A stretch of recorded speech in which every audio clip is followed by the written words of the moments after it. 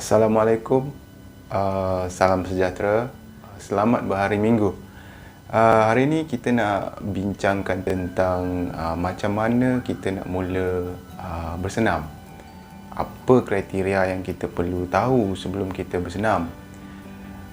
Seperti yang telah kita bincangkan sebelum ni, kita telah perkatakan tentang kepentingan exercise untuk proses penurunan berat badan. Jadi semua elemen-elemen yang telah kita bincangkan sebelum ni perlu diambil berat untuk kita mula bersenam. Elemen-elemen seperti kategori berat badan kita, kondisi kesihatan kita, matlamat ataupun target kita perlu kita titik beratkan sebelum kita mula bersenam. Dan yang paling penting ialah untuk memilih exercise yang kita boleh maintain walaupun selepas kita dah capai berat badan yang kita inginkan. Ada pelbagai jenis exercise, antaranya aerobik, strength, calisthenics, HIIT dan macam-macam lagi lah. Kita boleh buat senaman-senaman yang kita sebutkan tadi secara berasingan ataupun digabungkan. Contohnya macam kalau kita jogging, habis jogging dan kita boleh buat high intensity. Itu mungkin apabila kita dah mencapai tahap kecergasan yang lebih tinggi daripada sekarang. Ada 5 tips yang kita perlu tahu, iaitu kita perlu banyak minum air supaya keep hydrated. And then kita perlu optimizekan pengambilan makanan. Seperti yang kita telah bincang sebelum ni, kita kena ambil pemakanan yang seimbang. Kemudian tips yang seterusnya ialah sebelum kita exercise, kita perlu buat warm up ataupun sesi regangan supaya badan kita lebih fleksibel dan kita boleh mengelakkan cederaan semasa kita bersenam dan boleh mengurangkan daripada kita mengalami sakit otot selepas kita bersenam. And then selepas kita bersenam, kita perlu buat cool down untuk restore blood circulation. Juga untuk kembalikan rentak pernafasan kita. Dan tips yang seterusnya ialah we have to listen to our body. Because kita tak pernah exercise sebelum ni dan tiba-tiba kita exercise, badan kita akan mungkin terkejut dan kita perlu dengar rintihan dia. Untuk mungkin dia perlukan rest. Mungkin sini sakit, situ sakit dan kita perlu ikut untuk beberapa ketika. Apabila dia dah biasa dan adapt to the process, and then dia akan mula ikut rentak kita. So, itu adalah beberapa perkara yang kita perlu tahu sebelum kita bersenam. Satu perkara lagi yang kita perlu tahu ialah kita perlu tahu pada ketika manakah badan kita akan mula membakar kalori dengan banyak semasa kita bersenam.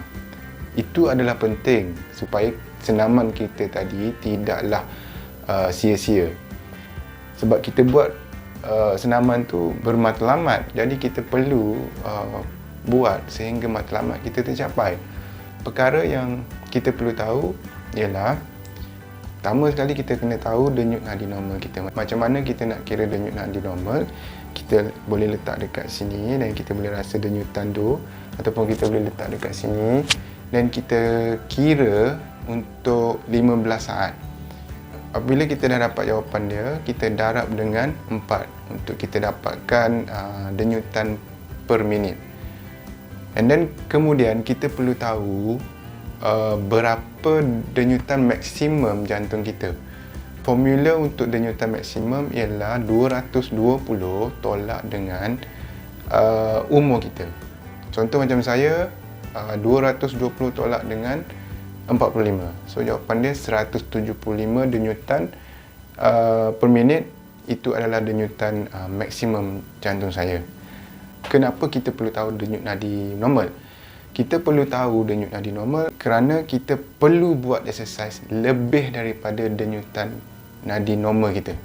Kalau kita buat sama dengan denyutan nadi normal, kalori kita tidak akan terbakar dengan banyak bersesuaian dengan matlamat kita.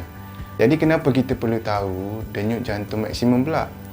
Denyut jantung maksimum ni kalau kita nak kira senang lah, ia adalah denyutan yang paling tinggi yang jantung kita boleh terima semasa kita bersenam. Untuk mengetahui di ketika manakah badan kita akan mula membakar kalori dengan banyak, kita perlu kira target heart rate. Target heart rate ni ada banyak cara untuk kira dan itu adalah bergantung pada intensiti senaman kita. Untuk kita yang baru nak belajar bersenam, kita just ambil denyut nadi maksimum kita tadi dan kita darabkan dengan 50 atau 60 atau 70%. Dan kita akan dapat jawapan dia. Macam contoh kalau saya darabkan 175 dengan 70%, saya akan dapat 122. Pada ketika denyut nadi saya 122 denyutan per minit, badan saya akan mula membakar kalori dengan optimum untuk proses penurunan berat badan. Sekarang kita dah dapat idea apa yang kita perlu tahu sebelum kita mula bersenam.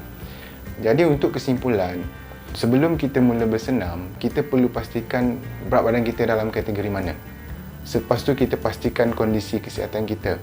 Kalau ada sakit dan dapat consultation daripada doktor untuk tahu sama ada jenis-jenis exercise yang kita boleh buat dan ada yang kita mungkin tak boleh buat.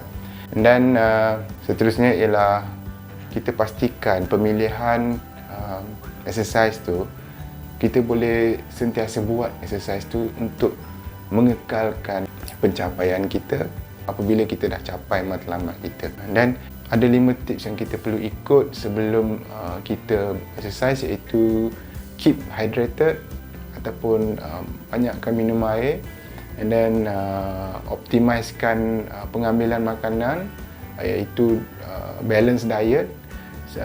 Kena ada karbon, ada protein, ada lemak baik dan ada serat. Dan kita kena warm up dulu sebelum kita mulakan exercise. Kita buat cool down untuk restore blood circulation kita, and then kembalikan kita punya rentak pernafasan. Dan kemudian kita kena dengar keluhan badan kita selepas kita buat exercise, sebab kita tak nak nanti berlaku kecederaan semasa kita buat exercise.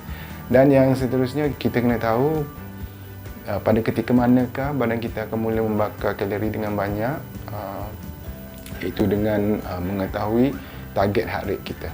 Okey. Jadi saya berhenti kat sini dulu. Kalau perlu tahu, subscribe dan share dengan kawan-kawan. Assalamualaikum.